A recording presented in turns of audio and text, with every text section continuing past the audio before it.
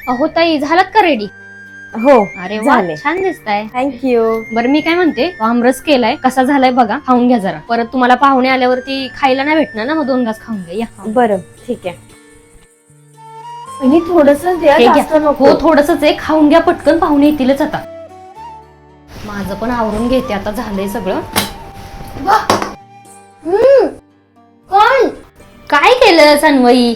Makeup खराब केला सगळा तुझा. धर धर धर. एक काम कर, मला टिश्यू दे ना प्लीज, मी करते. हा ठीक आहे, मी देते.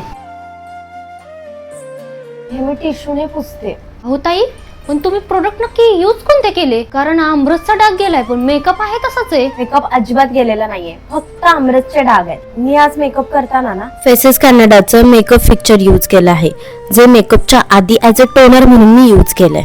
त्यानंतर मी यूज केलेलं आहे फेसेस कॅनडाचं all day hydra matte foundation. हे 3 in 1 असल्यामुळे ह्याच्यामध्ये प्रायमर लावायची गरज सुद्धा नाही. हे आपल्या स्किनवर एवढ्या इझिली स्प्रेड होतं की आपल्याला ब्लेंडरची सुद्धा गरज नाही. मग एवढा छान ग्लो आल्याच्या नंतर मग मी यूज केली आहे फेसेस कॅनडाची कोकोआ क्रश लिपस्टिक. या सुपर कॉम्बी कोकोआ क्रश लिपस्टिकचा शेड खूप कमाल आहे, खूपच छान दिसतोय. त्यानंतर मी या लिपस्टिकचा यूज केला आहे हायलायटर म्हणून. तुम्ही बघू शकता काय ग्लो आलेला आहे. मग काय एवढ्यात मी गप्प बसते का?